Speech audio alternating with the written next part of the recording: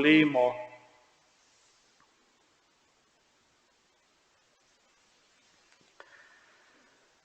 Večni Oče, obrni nas k sebi, da bomo iskali, kar je edino potrebno, in opravljali dela krščanske ljubezni.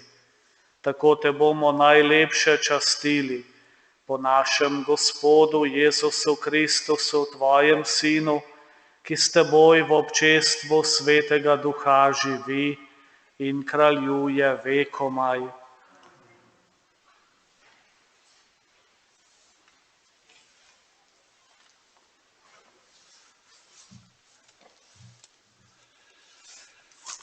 Kakšno mora biti sveto Božje ljudstvo? Berilo iz 5. Mojzesove knjige. Mojzes je govoril ljudstvu: danes ti zapoveduje Gospod tvoj Bog, da spolnjuj te zakone in naredbe. Vestno jih torej spolnjuj vsem srcem in vso dušo. Danes si se dogovoril z Gospodom, da bo tvoj Bog in da boš hodil po njegovih potih in spolnjeval njegove zakone, zapovedi in naredbe ter poslušal njegov glas.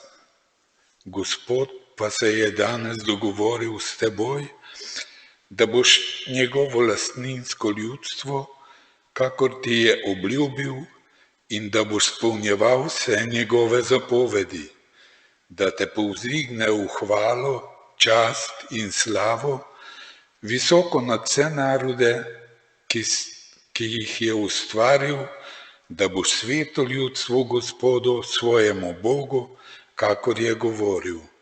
Božja beseda.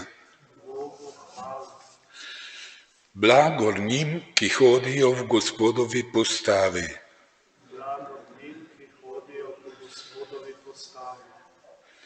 Blagor njim, ki je njih pot brez madeža, ki hodijo v Gospodovi postavi. Blagor njim, ki spolnjujejo njegove odredbe, ga iščejo z vsem srcem. Blagor njim, ki hodijo v Gospodovi postavi. Ti si dal svoje zapovedi, da bi se jih natančno držali. O, da bi bila moja pot trdna, spolnjevanju tvojih zakonov. Blagor njim, ki hodijo v Gospodovi postavi. Slavil te bom s pravim srcem, ko bom spoznaval tvoje pravične odloke. Držal se bom tvojih zakonov, nikar me ne zapusti popolnoma. Blagor njim, ki hodijo v Gospodovi postavi. Upam v Gospoda, upam v njegovo besedo. Pri njem je obilno rešenje.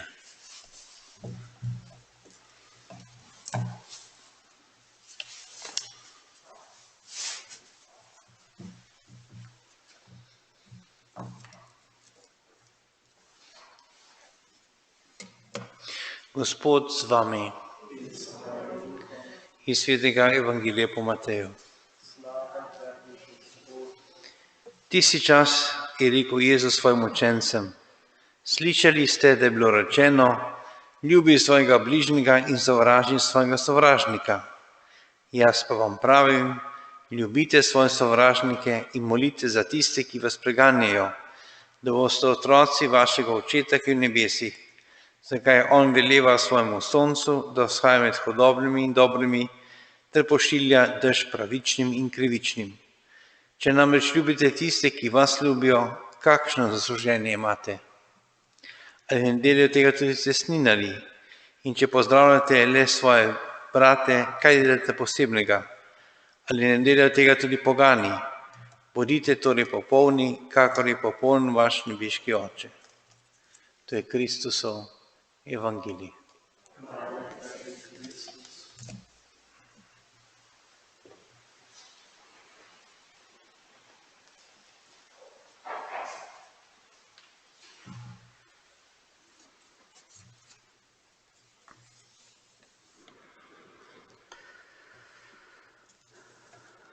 Nekaj misli ob zadnjih besedah današnjega evangeljskega odlomka. Bodite torej popolni, kakor je popoln vaš nebeški Oče.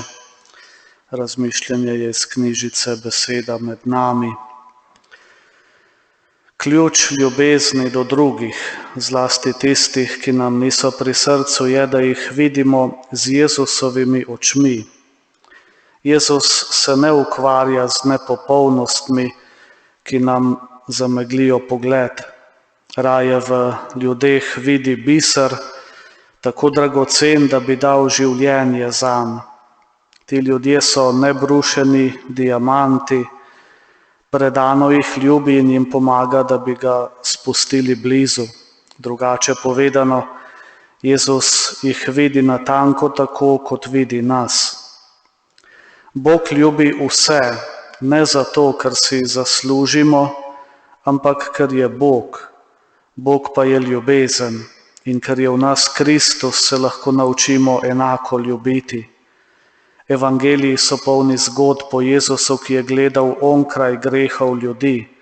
Zahej, pokvarjeni cestninar, je zaživel drugače, potem ko ga je Jezus povabil in z njim ravnal kot s prijateljem. Tudi Samarijanka, ki jo je srečal pri vodnjaku, ni bila vzor kreposti. Toda Jezus je videl, kako močno hrepeni po smislu in upanju. To ga je spodbudilo, da ji je spregovoril o resnični ljubezni. To srečanje ji je spremenilo življenje in po njej življenje vse vasi. Jezus je videl celo vrednost Juda Iškarijota in ga ljubil do konca. Jezus od nas ne pričakuje popolnega izida, kar zadeva ljubezni do vseh. Vabi pa nas k popolnejšemu pogledu na ljudi, s katerimi imamo težave. V nekaterih primerih bomo potrebovali vajo, molitev in več kot zgolj nekaj globokih vzdihov. A ko na ljudi nehamo gledati kot na težave in jih vidimo kot bisere, smo lahko prepričani, da jih bomo vzljubili.